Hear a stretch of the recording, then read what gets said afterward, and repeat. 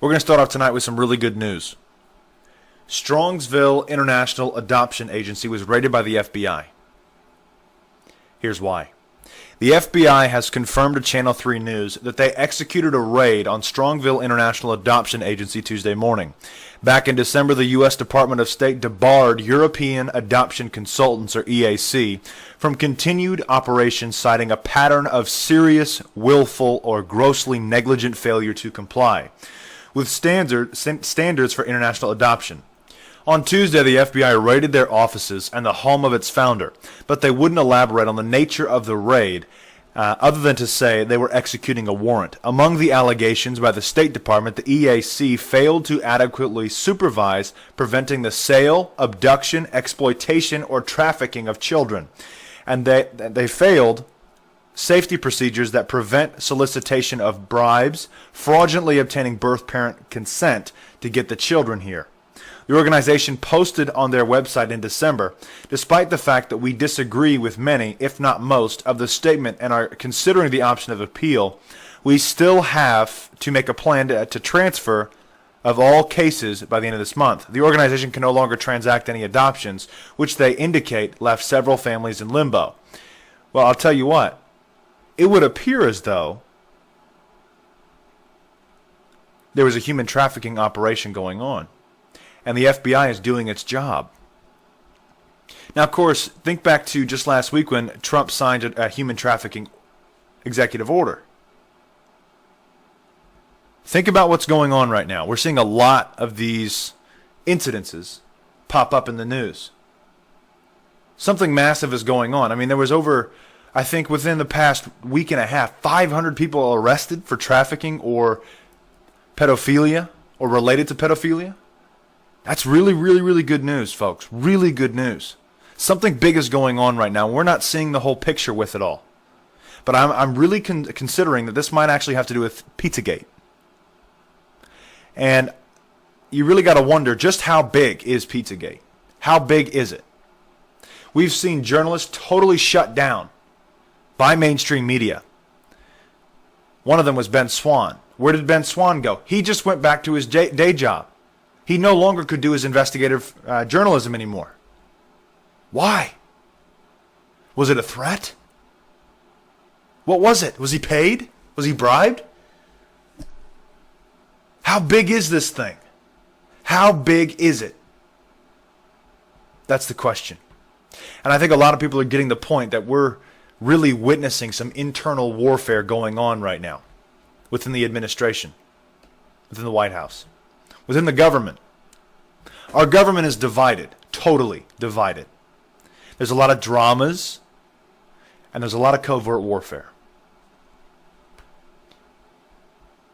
Kellyanne Conway was banned from Morning Joe.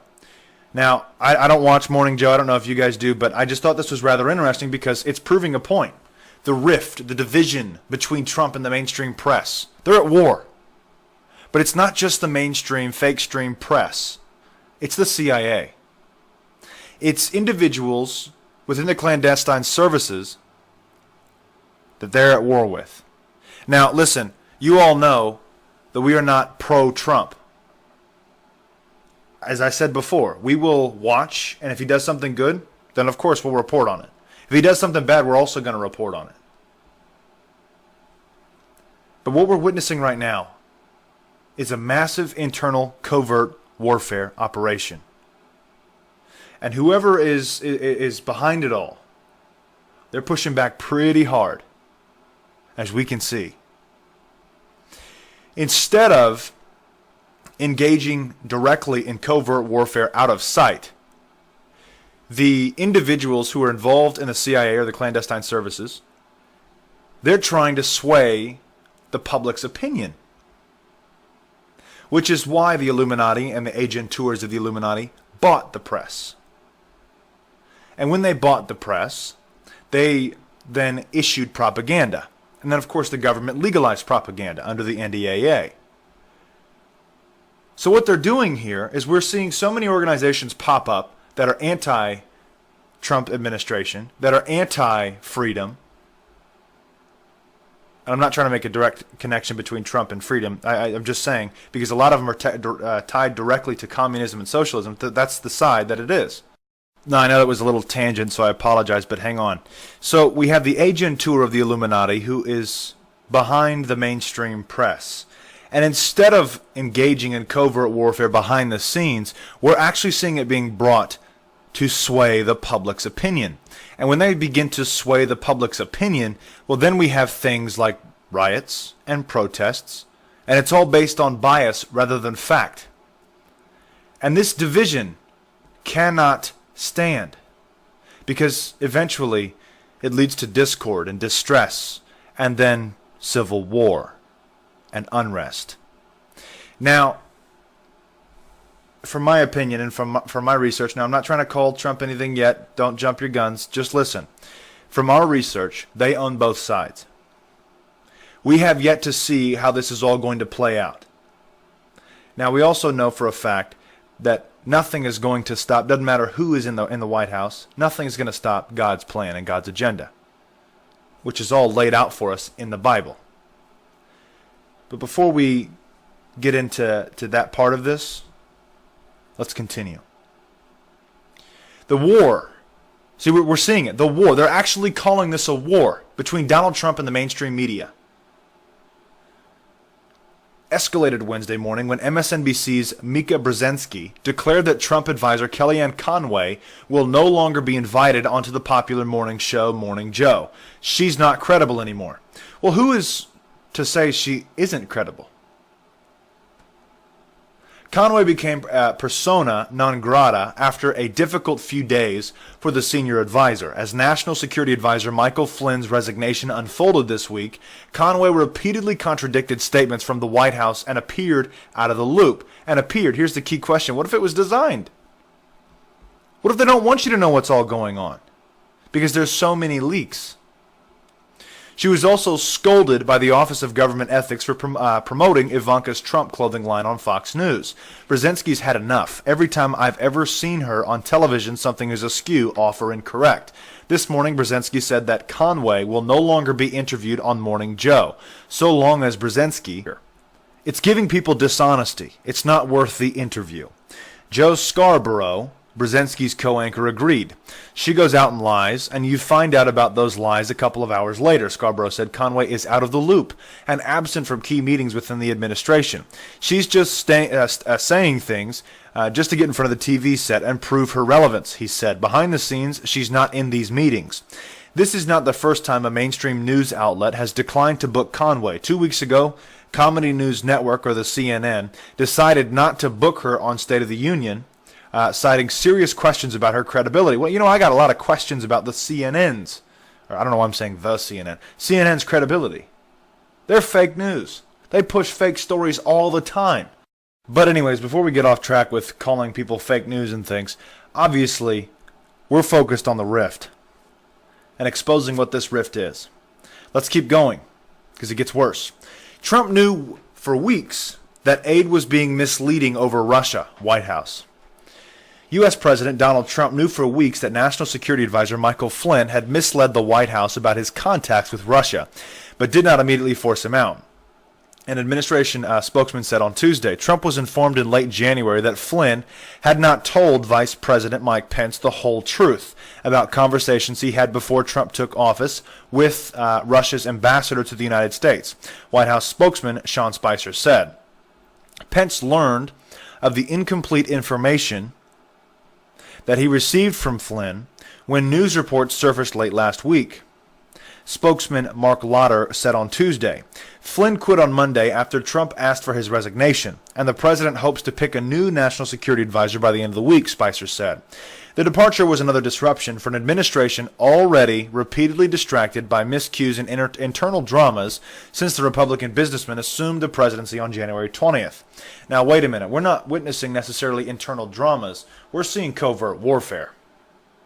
And shots are firing from both sides all day and all night. And let me just keep reading, okay? The New York Times reported late on Tuesday that members of Trump's campaign and other associates had contact with senior Russian intelligence officials in the year before the November 8th presidential election, although U.S. officials told the newspaper they had not uncovered any evidence that Trump's associates colluded to disrupt the election. Here is that article here. Trump campaign aides had repeated contacts with Russian intelligence. But in the Reuters article, it appears as though that there's not really any evidence that Trump's associates colluded to disrupt the election. Let me go back here. Okay. Trump's campaign and other associates had contact with senior Russian intelligence officials in the year before the November 8th presidential election, although U.S. officials told the newspaper they had not uncovered any evidence that Trump's associates colluded to disrupt the election. But of course they're pushing that motive, that narrative, right with the title.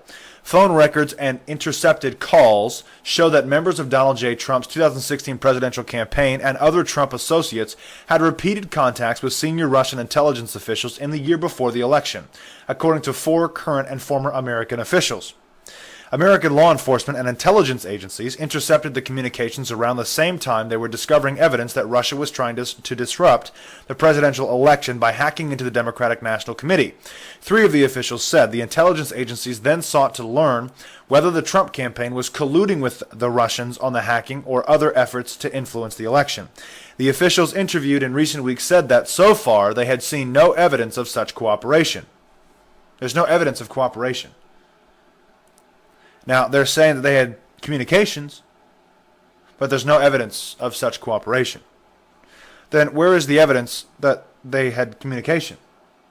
You see the covert warfare here was mentioned right in the first, the second paragraph. Intelligence agencies, American law enforcement. Who? Can we learn who? Is it the CIA or who? Russian spy ship spotted close to U.S. near Navy submarine base.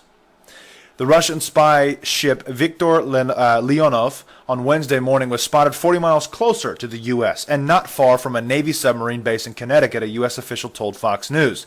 The ship was spotted 30 miles south of Groton, Connecticut, but it remained in international waters. The U.S. territory boundary extends 12 miles from the coast. The Russian spy ship was currently loitering in the water, the U.S. official said. "We are aware of the vessel's presence," said Lieutenant Colonel Valerie Henderson, a Defense Department spokeswoman. "It has not entered U.S. territorial waters. We respect freedom of navigation exercised by all nations beyond the territorial sea of a coastal state consistent with international law. The spy ship is armed with surface-to-air missiles, but its main functions is to intercept communications and collect data on U.S. Navy sonar capability." This was the furthest north the Viktor Leonov had ever traveled up the eastern seaboard. The Russian spy ship was last seen off of the east coast of the U.S. about 2 years ago, spending time near another U.S. submarine base in Kings Bay, Georgia. In January 2015, the ship was seen in Havana, Cuba. Russia is acting like it has a permission slip to expand influence. Test limits of reach. Questions are obvious. Does it? And if so, why? That was by Chris Murphy. The Pentagon expects the Russian spy ship to sail south along the east coast and return to the Caribbean.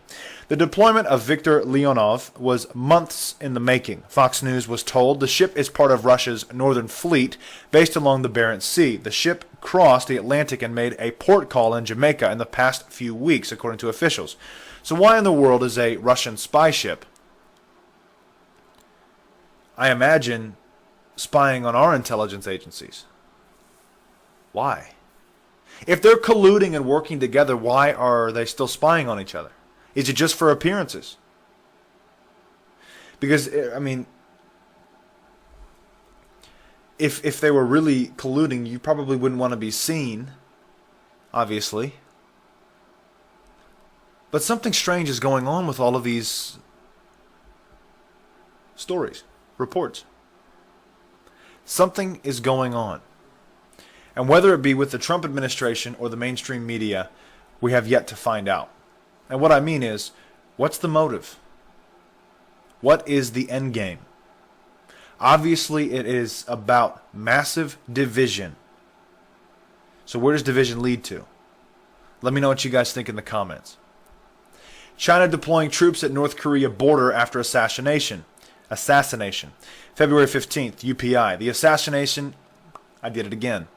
assassination of Kim Jong-un's older half-brother at an airport in Malaysia has placed China on alert, and Beijing may have deployed more troops at its border with North Korea in case of a contingency.